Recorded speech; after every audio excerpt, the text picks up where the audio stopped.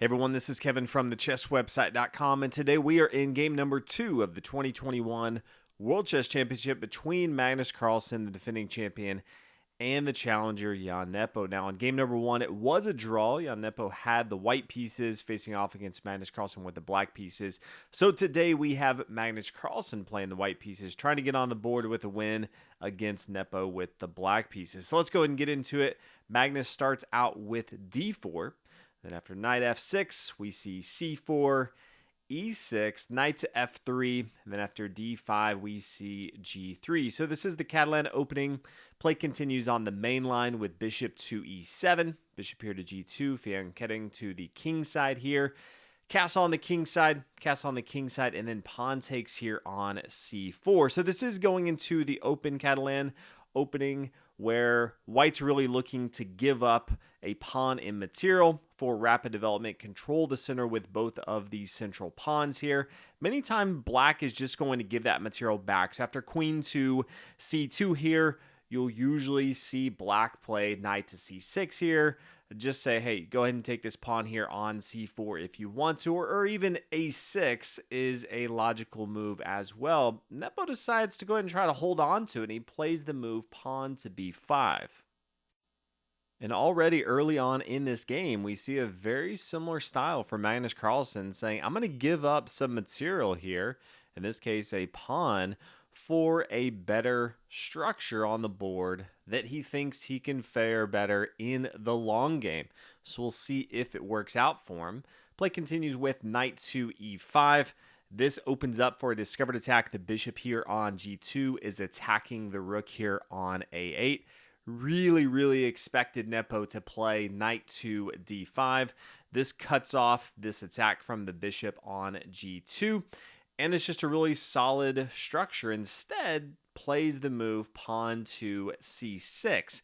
And the reason I didn't think we would see c6 is because I really thought that Magnus Carlsen's next move would be just bishop take here on c6. Now, I do recognize that Magnus Carlsen prefers the bishop pair, and especially if he gives up a pawn and material, he's always looking to have the bishop pair against his opponent. So he could have played knight takes here on c6, but I do think bishop takes here on c6, knight takes here, attacking the queen.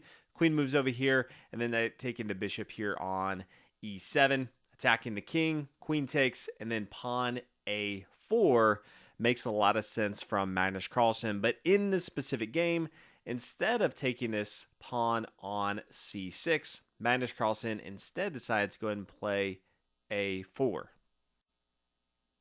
And only now do we see Nepo play knight to d5. It's going to be much worse if black takes on d4, because then we see the knight take c6, attacking this knight. Knight takes on c6. Bishop takes, attacking this rook on a8. Usually the rook's going to come here to b8, and then pawn takes. You can see start to gobble up more material. This rook a1 is attacking the pawn on a7. And you can see there's also the threat of bishop e3, attacking the queen on d4. Maybe knight d5, attacking this square here on e3. So it's not very easy for white to just play bishop e3 here. Rook to d1 makes a lot of sense, just attacking this queen, centralizing the rook. Queen comes back here to b6. You can see it gets pretty complicated for black standpoint. Knight to c3, just developing more material. You can see all the threats that white has on board here. Black doesn't really feel or look like he has many of his pieces working together here. So in the game, after a4, black correctly plays the move knight to d5. And it also sets up for the knight coming here to b4. And then potentially over here to d3. This would be a nice little outpost. Eventually, Magnus Carlsen's going to want to play his e-pawn, pushing it forward. Usually going to be pushing in the Catalan open to e4, just trying to control the center of the board. And so at that point, the knight here on d3 will be a very good outpost for that knight. We see Magnus Carlsen play knight to c3, attacking this knight, says, yeah, if you want to go and exchange, that's completely fine. Decides first to go ahead and play f6, attacking this knight. We see the knight come back to f3, definitely better than just taking up here on d5. Black does have the double pawns on the c file, and this would just let black escape from that and just take on d5. You can see much solid structure in the center of the board here. Now the knight comes back to f3, pawn pushes forward to b4, and you can see really cramped position here from white, and so definitely not something that Magnus Carlsen wants to do. So does not take here on d5 correctly, instead brings his knight back here to f3.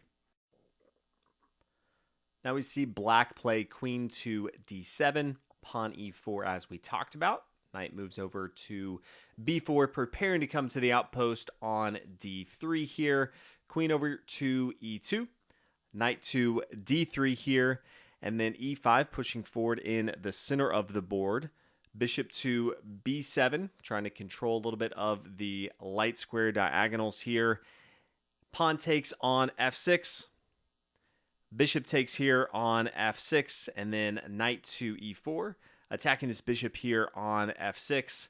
We see knight to a6, and then the next move is pretty interesting from Magnus Carlsen. We're currently on the 17th move. Move 15, 16, and 17 took Magnus Carlsen 40 minutes. Now, remember, they only have 2 hours for the first 40 moves, so to take 40 minutes on 3 consecutive moves in this stage of the game is not very common for Magnus Carlsen. But I'm curious what you would play for white in this position, because his move is not something that I would have come up with. And after he moved it, it was quite funny. I'll actually have a link in the description below of Nepo's reaction to it. He was blown away. He just kind of looked at the board like, who am I playing? Like, who plays these moves? It was just so bizarre to him. But Magnus Carlsen played the move knight e5. It just doesn't seem like a normal move that you would typically see in this situation. But that's exactly what Magnus Carlsen played. Again, link in the description if you want to see Nepo's reaction after Magnus Carlsen played knight to e5 here. Bishop takes, pawn takes. You can see Magnus Carlsen really likes the bishop pair against his opponent that does not have that bishop pair. So knight c5. Attacking the knight here on e4. Knight comes up to d6, and this is going to be a great outpost for Magnus Carlsen, something that he relies on for the rest of the game. So he says, yeah, if I have one knight, I want to make sure that it's the best knight on the board. He does have the bishop pair, but the other knight is very, very well positioned on this outpost. This pawn on e5 is protected by the queen, so pretty good setup for Magnus Carlsen here. Knight comes down to b3, and this is one of the things that Jan was looking at, is the fact that once the knight comes to b3, he just has so many threats, and he's going to end up winning material. And so after rook to b1, knight takes on c1, rook takes, and then knight takes on c1, followed by rook c1. So you can see Magnus Carlsen giving up material again for what he thinks is a better long game. And Garry Kasparov, if you follow him on Twitter or kind of see how he's thinking about this, he's commentating during the game saying these players just have no regard for material because they're just giving it away for these small incremental advantages. And that's exactly what Magnus Carlsen's doing. That's why he is the #1 player in the world. He just thinks about the game very differently than everyone else. Rook to b8. Defending this bishop. The knight's attacking it right now. Wants to make sure, he expects the rook to come over here to d1, and that's exactly what happens right now as queen is defending this. Wants to make sure he has proper defense here. Bishop comes to a8, and then bishop here to e4, just centralizing the bishop. Wants to make sure that it's active in the game. Pawn to c3. Queen over here to c2 does two things. One, it attacks the pawn on c3, but also prepares for the queen and the bishop to attack this pawn on h7. Nepo decides, hey, that's a big threat. I'm going to go ahead and play g6, just stopping the threat coming over from white's attack here with the bishop and the queen. Pawn takes c3, pawn takes here on a4, but then Magnus Carlsen is able to get one of those pawns back in the exchange here with queen takes on a4. Rook to d8, just centralizing the strong material with the rook and the queen on the d file. Rook to a1 here. Pawn c5, opening up to exchange the bishops in the center of the board. Queen to c4. Bishop 8. Nepo says, yeah, if you want to go ahead and trade off that bishop, that's fine. He recognizes how much Magnus Carlsen relies on those bishops. So he seems to be pretty happy with exchanging those bishops. Knight takes here on e4, and you can see getting into the endgame, black does have one extra pawn, but you can see that white has, white has 5 pawns, black has 5 pawns, but white has the knight to the rook. But that's where you can see Magnus Carlsen, not built like others. This knight's going to be a crucial piece in this outpost here on d6. So definitely favors from a material standpoint black, but anything goes when it comes to the in-game Magnus Carlsen. King comes over here to h8, just doesn't want to have to worry about the fork on f6. That would be disastrous, would definitely lose the queen here on d7. So the knight decides to come back to d6, just testing his opponent, seeing if he's still awake. We want to make sure he doesn't fall for any basic traps here. Then you have rook to b6, attacking the knight. Queen takes this material here on c5, and then rook over here to b8. King to g2, just want to make sure it's not on this first rank right here, so there's no shenanigans with the rook coming down here to b1 at any point. Pawn to a6, then king to h3, rook over here to c6, queen comes back to c4, king to g8, pawn to c4. So starting to push this pawn here on the c file a little bit. Queen to c7, queen over here to c4, preparing to take on e6 if that opportunity comes up, and also checking the king on g8. And now Nepo decides, hey, this knight here on d6, I just don't want to have to deal with it anymore. It's a great outpost for the knight. And yes, a rook is worth more material than a knight, but sometimes a knight could be just so well positioned that it's worth just trading off. And that's exactly what Nepo does. So he decides to go ahead and trade his rook for that knight here on d6. So pawn takes, the queen takes, and then after pawn to c5, forcing the queen to, essentially take here. Then queen takes on e6, check, king to g7, and then the rook takes up here. And you can see all of a sudden Magnus Carlsen being down material the entire game, getting into the very end game, is now up a pawn in material and looking to see if he can convert this into a victory. Now we see rook to f8, pawn f4, queen to f5, essentially forcing the queen off the board, attacking the king and the queen here. So we see queen take, rook down to f5, rook to a7, attacking the king, king to g4, attacking the rook here. Rook comes over here to e7, rook a5, and then rook to e5. Black decides obviously not to take the rook, and this is one of those examples, especially in the end game, that you should be practicing. If black takes here on e5, it does not matter how strong your opponent is, everyone should be able to turn this into a victory. So if you're looking to practice positions, this is definitely a position to practice. It says, hey, black takes here. What does white do? They take with their pawn. Okay, and then they're going to just centralize their king here.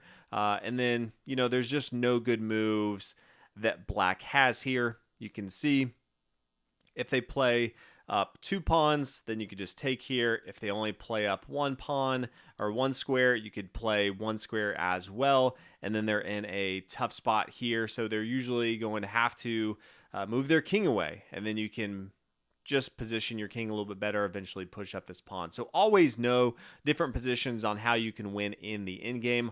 Nepo very familiar with how to play chess and decides it would be bad if I lost this game. So plays rook to a7, pawn h4. Getting into this position is very difficult for Magnus Carlsen to win, even though he is up a pawn in material here. Pawn h5, king over here to h6, king h4, pawn to g4. Could have tried to just take material here on g6, king takes, rook over to g5. Decides instead to play pawn g4. This does open up for the rook to come over to h1, attack the king, king to g3, pawn takes here, rook e6 check, king g7, now pawn pushing forward. So, Magnus Carlsen always looking for ways to give up material to improve his position. So double pawns on the h-file is essentially like black giving up a pawn in the exchange. And it says, yeah, I have these two passed pawns here, or at least one passed pawn here on the f-file. This g-pawn not passed yet, but decides, hey, this is a strong enough position to at least try. It's not going to work out because in not too long, we do see the game end in a draw. So fascinating game. I mean, came out the blocks and both sides were looking for blood, and it did not disappoint. Obviously, I know a lot of you, myself included, are looking for some big dramatic wins, but you can tell both sides are going for it. They're trying different openings. They're trying some wild sacrifices to give up material for looking for some strong attack. That's exactly how Magnus Carlsen seems to have faced both of game 1 and 2. But so far, we do have 2 draws, similar to 2018, where there's a lot of draws. We will see tomorrow with Nepo playing the white pieces, how it turns out. But thank you guys so much for watching. I'm really enjoying this tournament. Some of the best chess we've seen in a while. So thanks for watching. Let me know any comments or questions you guys have in the comments below. And I'll see you guys tomorrow for game number 3.